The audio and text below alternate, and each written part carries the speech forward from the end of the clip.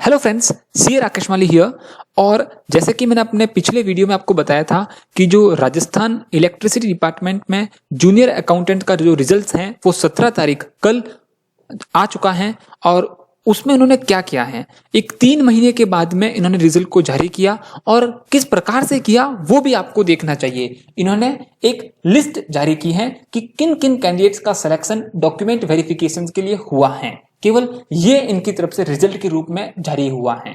तो इतना लंबा समय, लगभग 3 महीने लेने के बाद में, जहां पर ऑनलाइन इनका एग्जाम हुआ था, बहुत आसानी से आपके मार्क्स की चेकिंग्स हो सकती हैं ऑनलाइन, और आईबीपीएस बहुत तेज गति से मार्क्स को चेक करके आपको प्रोवाइड कर लेता है। उसके बावजूद भी आपने पूरे 3 महीने लिए रिजल्ट को जारी करने में, और उसके बाद में भी इन्होंने रिजल्ट आधा अधूरा जारी किया है। मैं ऐसा इसलिए कह रहा हूं क्योंकि इन्होंने कल जो रिजल्ट में केवल एक लिस्ट जारी की कि इन कैंडिडेट्स का सिलेक्शन डॉक्यूमेंट वेरिफिकेशन के लिए होता है। तो अब मेरे कुछ सवाल हैं इसके ऊपर। सबसे पहला सवाल कि कट ऑफ डेट कहाँ है, कट ऑफ जो मार्क्स है उसकी उन्होंने कोई डिटेल अभी तक नहीं दी है। दूसरा सवाल कि क्या कैंडिडेट्स को यह जानने का अधिकार नहीं है, क्या उनके पास में ये राइट नहीं है कि वो अपने मार्क्स को देख सके कि उन्हें कितने मार्क्स अलॉट हुए हैं। तो इन सब बातों को ध्यान में रखकर इनको रिजल्ट को जारी करना चाहिए था, कट ऑफ भी जारी करनी चाहिए थी, और इसके अलावा प्रत्येक कैंडिडेट्स को कितने मार्क्स मिले हैं, कौन से सेक्शन में कितने मार्क्स मिले हैं, ये सब एक प्रॉपर मार्कशीट जारी करनी चाहिए। उसे हम कहते हैं कि इन्होंने फिर रिजल्ट जारी किया है। हम रिजल्ट का अर्थ क्या होता है, परिणाम का अर्थ होता है प्रत्येक जो स्टूडेंट्स जो एग्जाम में बैठा है उसको ये जानने का अधिकार है कि उसको कितने मार्क्स मिले हैं। तब हम कहते हैं कि एक ये रिजल्ट्स हैं, इसको हम रिजल्ट्स कहते हैं। आपने क्या किया कि एक तरफा केवल कुछ कैंडिडेट्स की लिस्ट जारी की, जिसको आपने बुलाया कॉल फॉर डॉक्यूमेंट वेरिफिकेशन, और वो भी 2 टाइम्स ऑफ द वैकेंसीज उनको आपने डॉक्यूमेंट वेरिफिकेशन के लिए बुला दिया। मैं ये नहीं कह रहा हूं, मैं इस इंटीग्रिटी पर, डिपार्टमेंट की इंटीग्रिटी पर कोई सवाल खड़ा नहीं करता हूं, इनकी पारदर्शिता पर कोई सवाल खड़ा नहीं करता हूं, पर फिर कहीं ना कहीं ये प्रश्न चिन्ह खड़ा होता है कि आप केवल बिना किसी कट ऑफ मार्क्स को जारी किए, बिना कोई मार्कशीट को जारी किए, आप एक केवल लिस्ट जारी कर लेते हो। और उस लिस्ट के बारे में भी मैंने आपको बताया है कि जब मैं इस लिस्ट को ओपन करता हूं तो ये देखिए एक लिस्ट, इस लिस्ट पर प्रॉपर डिपार्टमेंट का नाम भी नहीं लिखा है कि ये किस डिपार्टमेंट ने जारी की है। ये जो डेट है, इन्होंने हाथ से एक डेट लिखी है, ऐसा लगता है कि इन्होंने एक कंप्यूटर से लिस्ट को प्रिंट निकाला, और फिर उसके बाद में सबसे बड़ा मजाक जो इन्होंने स्टूडेंट के साथ में किया है वो ये देखिए, scanned by cam scanners, mobile से इस लिस्ट को स्कैन किया और अपने साइट पर इसको अपलोड कर लिया। अब एक मतलब प्रॉपर इनके पास में ये भी सुविधा नहीं है कि एक पीडीएफ ही जारी कर ले, दोस्त एक पीडीएफ भी ये जारी नहीं कर पाए। इन्होंने प्रिंट निकाला और उसको स्कैन करके साइट्स पर अपलोड कर दिया। तो मुझे नहीं, मतलब कभी कभी मतलब बहुत इनकी इंटीग्रिटी पर सवाल खड़ा होता है कि ये प्रॉपर एक पीडीएफ लिस्ट भी जारी नहीं कर पाते हैं। क्योंकि अगर पीडीएफ लिस्ट होती तो आसानी से यहां पर आप अपना नेम को सर्च कर पाते, लेकिन नहीं, इन्होंने तो स्कैन करके भेजा है। तो अब यहां पर आप कोई अपने नेम्स को आपको ढूंढना पड़ेगा कि आपका नाम वहां पर है या नहीं है। अगर ये पीडीएफ जारी करते तो आप आसानी से कंट्रोल फाइंड्स करके आप आसानी से अपने नाम को सर्च कर सकते थे। तो मतलब इतनी इनकी मतलब कि ये है कि बहुत ही केवल एक लिस्ट को जारी करके इन्होंने रिजल्ट को जारी किया है। चलो ये बात तो अब हो गई कि अब इन्होंने रिजल्ट को जारी कर लिया है, पर क्या ये पूरा रिजल्ट है? तो ये कहीं भी पूरा रिजल्ट नहीं है। तो मैं सारे स्टूडेंट्स को कहता हूं कि अब आपको अपना पूरा रिजल्ट जानने का अधिकार है। ये हमारा कॉन्स्टिट्यूशनल राइट है कि आपको अपना जो रिजल्ट्स हैं वो आपको जानना चाहिए कि आपको कितने मार्क्स कम से कम अलॉट हुए हैं और क्या कट ऑफ रही हैं। इसके लिए अब स्टूडेंट्स क्या कर सकते हैं? तो जैसे कि मैंने देखा है कि जो मेरा पिछला वीडियो है उसमें कुछ कमेंट्स में आया है कि हमें आरटीआई को फाइल करना है, तो वो कैसे करना है। तो इस सारी बातों में मैं आपको बताऊंगा कि आप किस प्रकार से आरटीआई फाइल कर सकते हो। सबसे पहले तो आरटीआई यानी कि राइट टू इन्फॉर्मेशन, आपके पास में अधिकार है कि आप कुछ इन्फॉर्मेशन को मांग सकते हो। अगर कोई आपको ये कहता है कि एजुकेशन के मामले में आपको इन्फॉर्मेशन को डिमांड नहीं कर सकते, तो ऐसा बिल्कुल भी गलत है। आप राइट टू इन्फॉर्मेशन को प्रत्येक गवर्नमेंट डिपार्टमेंट में यूज कर सकते हो। जैसे कि हमारे जो इंस्टीट्यूट्स हैं, institute of chartered accountants of India, CA हैं, तो उनमें भी हम आरटीआई का उपयोग करके हम अपनी कॉपीज को मंगाते हैं और हम अपनी कॉपीज को देखते हैं। तो केवल मात्र 10 रुपए में वो हमें हमारी पूरी कॉपीज को बेचते हैं और हम उस कॉपी को आसानी से चेक करते हैं। तो ये प्रत्येक एजुकेशन डिपार्टमेंट में भी संभव है कि आपको आपकी कॉपी देखने का भी अधिकार राइट टू इन्फॉर्मेशन के तहत मिला है। तो क्योंकि अगर एक डिपार्टमेंट दे रहा है तो दूसरे गवर्नमेंट ऑफिस भी इसको देना पड़ेगा। तो अब मैं बताता हूँ कि आपको आरटीआई फाइल कैसे करनी है। तो आरटीआई के लिए जैसे कि राजस्थान गवर्नमेंट्स स्टेट गवर्नमेंट्स के अंडर में है, तो आपको स्टेट गवर्नमेंट की जो आरटीआई की साइट्स हैं उस पर जाना होगा। तो ये किस प्रकार से होगा, तो आपको सबसे पहले मेरी तरफ से ये आपको मतलब की एडवाइस है कि आप आरटीआई फाइल कर सकते हो। जैसे कि कमेंट्स बॉक्स पर कुछ लोगों ने रिक्वेस्ट भी की है कि आरटीआई को कैसे फाइल करना है, तो मैंने उनको कहा है कि मैं एक सेपरेट वीडियो जारी करके आरटीआई के बारे में बता दूंगा। तो आपको सबसे पहले आरटीआई राजस्थान की ऑफिशियल साइट पर जाना है। इसके लिए आपको क्या करना है, तो केवल गूगल्स पर आपको लिखना है। ओके, तो मैं एक बार फिर से आपको बता देता हूँ कि इसको आपको लॉगिन कैसे करना है, आरटीआई साइट्स पर कैसे लॉगिन करना है। तो जैसे कि मैंने आपको कहा कि जैसे ही आप गूगल पर अगर लिखेंगे आप राजस्थान आरटीआई करके, तो ये ओपन हो जाएगा। जो पहली साइट्स हैं आपको उसी पे क्लिक करना है, और उसके बाद में यहाँ पर सिटीजन लॉगिन के बारे में आएगा, तो उस पर आपको क्लिक करना है। ये अभी जस्ट क्योंकि ये आ गया साइट्स।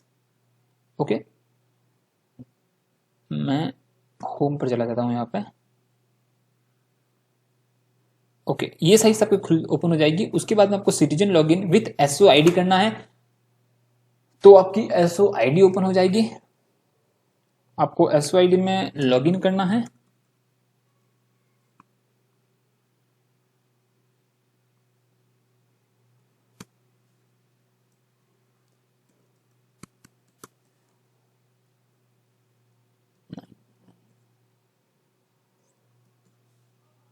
ये एसएसओ आईडी में लॉगिन करने के बाद में ओके, एक बार फिर से मैं पासवर्ड्स को एंटर कर लेता हूं।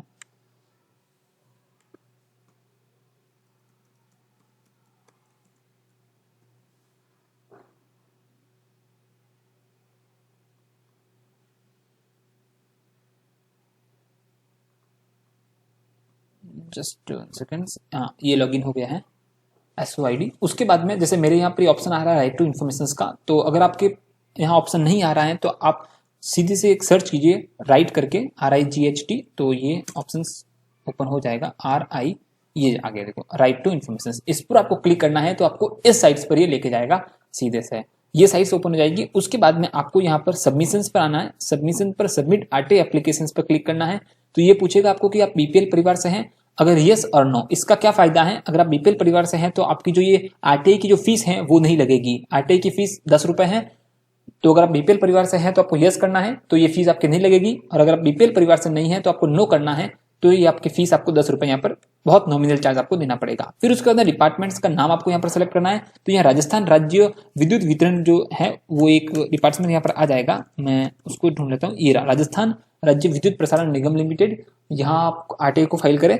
ऑफिस का नाम सेलेक्ट कीजिए। वैसे जो सेंट्रल गवर्नमेंट की जो आरटीआई साइट्स हैं वहां पर ऐसा कुछ भी नहीं है, आपको केवल डिपार्टमेंट का नाम सेलेक्ट करना होता है। लेकिन यहाँ पर एक अलग से ऑफिस और ऑफिसर्स का नाम भी पूछ रहे हैं, तो आप एक ऑफिस को सेलेक्ट कर लीजिए और फिर ऑफिसर्स के नाम को भी जो भी आता है उसको सिलेक्ट कर लीजिए। तो उसके बाद में ठीक है, ये यहाँ पर सेलेक्ट करने के बाद में एप्लीकेंट का फर्स्ट नेम आपको यहाँ पर आपका नाम डालना है, और फिर आगे आपको जेंडर सेलेक्ट करना है, मेल और फीमेल, मोबाइल नंबर डालने हैं और अपनी ईमेल आईडी डालनी है। एड्रेस डालना है आपका, पिन कोड, डिस्ट्रिक्ट्स और कैटेगरी आपको सेलेक्ट करनी है। अगर आप गांव से हैं तो रूरल, और नहीं तो अगर आप सिटी से हैं तो आपको अर्बन सेलेक्ट करना है। फिर ये चीज क्या है, लाइफ और लाइबिलिटी अर्जेंसी, क्योंकि इस आरटीआई में एक प्रोविजंस है कि अगर आपकी जो इन्फॉर्मेशन है, जो आप इन्फॉर्मेशन लेना चाहते हैं, अगर वो बहुत इमरजेंसी वाली इन्फॉर्मेशन हैं जो कि जीवन से संबंधित हैं, तो फिर आपको यस करना है। तो इसका आपको जवाब विद इन 2 डेज आ जाता है। और अगर आप नो करोगे तो फिर इसका जवाब जो आरटीआई की रूल्स है, नॉर्मल प्रोविजंस, वो आप एप्लीकेबल होंगे। तो यहाँ पर आपको नो करना है लाइफ लिबर्टी अर्जेंसी में। और उसके बाद में आइडेंटिटी प्रूफ आपको एक डालना पड़ेगा, आपका आधार कार्ड या जो भी है। अगर आप यहाँ पर सेलेक्ट करोगे तो आधार नंबर आपको डालने पड़ेंगे और आधार कार्ड की फोटोकॉपी यहाँ पर अटैच करनी पड़ेगी। बस ये सब चीजें आपको सेलेक्ट करने के बाद में यहाँ पर सब्जेक्ट ऑफ एप्लीकेशंस, अब यहाँ पर आप क्या आपको डालना चाहिए, तो यहाँ पर आप अपना एडमिट कार्ड को सबमिट कीजिए। एडमिट कार्ड यहाँ पर लिख दीजिए और एडमिट कार्ड की फोटोकॉपी को यहाँ पर अटैच कर लीजिए। फिर आपको यहाँ पर लिखना क्या है, तो आपको एक लेटर के टाइप में लिखना है कि डियर सर या madams, I want to know about some informations, और जो ये पूरी इसका जो भी परफॉर्मा होगा वो भी मैं आपको सेंड कर लूंगा कि एक परफॉर्मा ही आप यहाँ पर डाल सकते हैं। लेकिन आप यहाँ पर जनरली ये लिख सकते हैं कि I want to know about informations like my marks, what marks I got in junior accountant results. तो ये जो चीजें हैं आपको यहाँ पर लिखनी पड़ेगी, जो भी आपको इन्फॉर्मेशन चाहिए। तो आपको यही इसमें लिखना है कि मुझे जो मेरा जूनियर अकाउंटेंट्स का रिजल्ट जो एग्जाम्स हुआ है, तो यहाँ पर आप पूरा लिख सकते हैं कि डिपार्टमेंट्स ने 17 दिसंबर 17 दिसंबर को रिजल्ट डिक्लेयर किया है। उसके अंतर्गत उन्होंने अभी तक मार्क्स नहीं बताए, तो मुझे ये इन्फॉर्मेशन चाहिए कि मुझे कितने मार्क्स इसमें मिले हैं। और एक और इन्फॉर्मेशन आपने इससे मांगे कि एक्सेप्ट जो कट ऑफ है वो कितनी रही है। तो आप यहाँ पर क्वेश्चंस पूछ सकते हैं कि what is cut off marks for qualifications, and दूसरा क्वेश्चन पूछ सकते हैं कि I want to know about that how much marks I got in junior accountant results. तो ये सब आपको लिखने के बाद में आपको यहाँ पर एक्सेप्टेंस देनी है और इसको सबमिट करना है। ये एक्सेप्टेंस देनी है और यहाँ पर सबमिट करना है, तो आपकी आरटीआई फाइल हो जाएगी। अब आरटीआई फाइल के करने के बाद में आगे क्या प्रोसेस रहेगा, तो मैं कहता हूँ कि इनके जो प्रोविजंस ये हैं कि आरटीआई फाइल करने के बाद में विथिन 30 डेज आपको जवाब भेजना होता है, आपको अपनी इन्फॉर्मेशन देनी होती है। तो अब हम देखते हैं कि ये क्या इन्फॉर्मेशन हमें भेजते हैं। जब हम उनसे अपने मार्क्स के बारे में डिमांड करेंगे तो विथिन 30 डेज आपके पास में 100% एक जवाब आएगा इनकी तरफ से, कुछ ना कुछ तो जवाब इनकी तरफ से आएगा।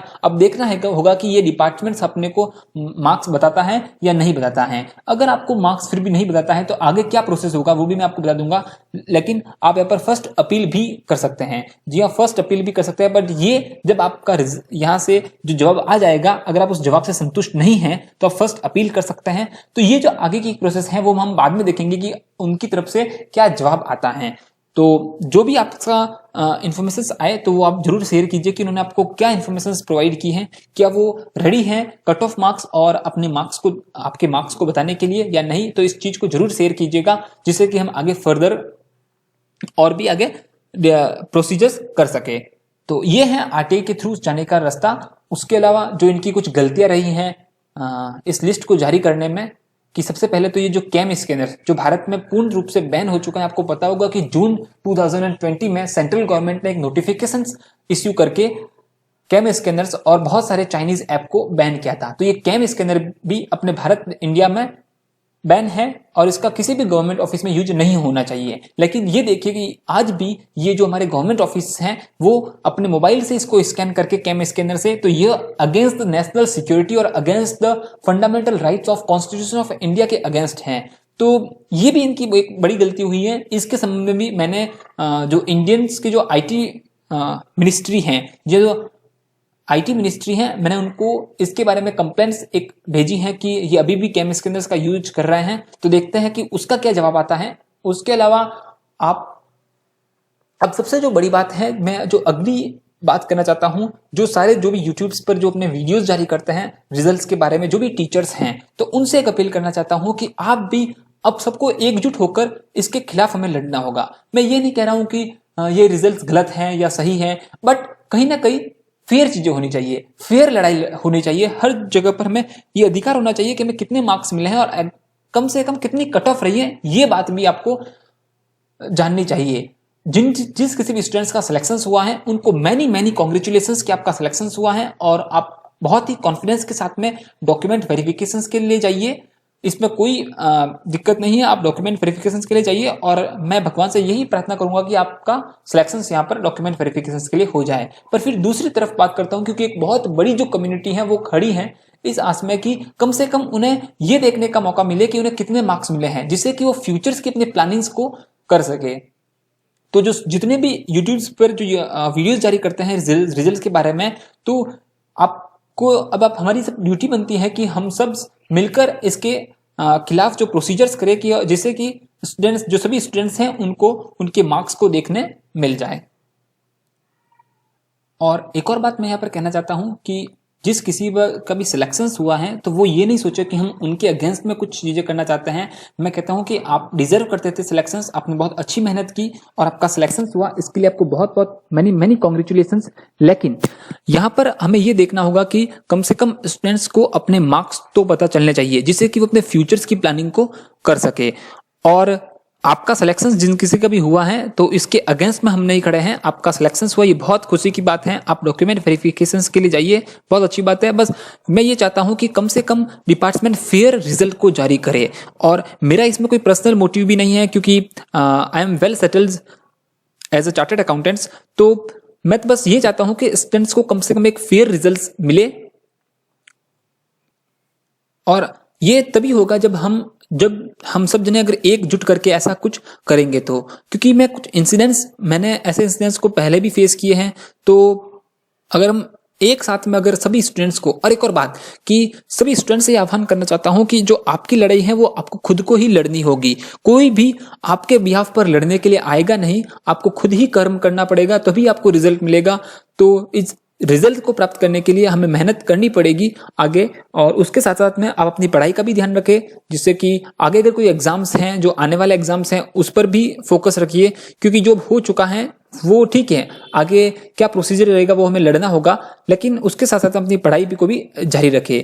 क्योंकि मैं ये मानता हूं कि जब हम मेहनत करते हैं और उसके बाद में अगर रिजल्ट अगर हमें नहीं मिलता है तो ये बड़ी दुखी की बात है। ठीक है, फेल होना कोई बहुत बड़ी बात नहीं है, और इसमें ये कोई दिक्कत नहीं है कि आप फेल हो गए, ऐसी कोई बड़ी बात नहीं है। बट फेयर रिजल्ट मिलना चाहिए, कम से कम ये फेयर रिजल्ट जारी होना चाहिए कि किसको कितने मार्क्स मिले हैं। क्योंकि रिजल्ट्स का अर्थ यही होता है कि प्रॉपर मार्क्सिट आपको अलॉट होनी चाहिए।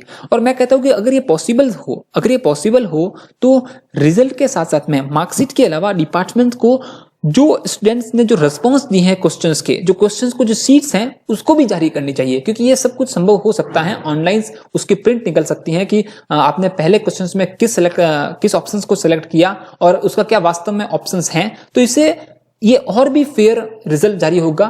तो ये सब चीजें डिपार्टमेंट्स को करनी चाहिए, और मुझे लगता है कि जल्द ही डिपार्टमेंट इस चीज को भी जारी करेगा, स्टूडेंट्स को समझेगा और इस चीज को जारी करेगा। Thank you everyone.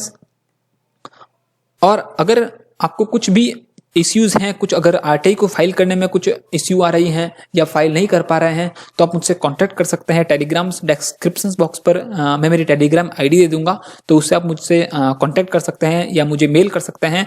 तो मैं फिर आगे उस प्रोसेस को देख सकता हूं, और जो भी अगर आपको दिक्कत आएगी उस दिक्कत को सुनकर फिर आगे हम प्रोसेस कर सकते हैं।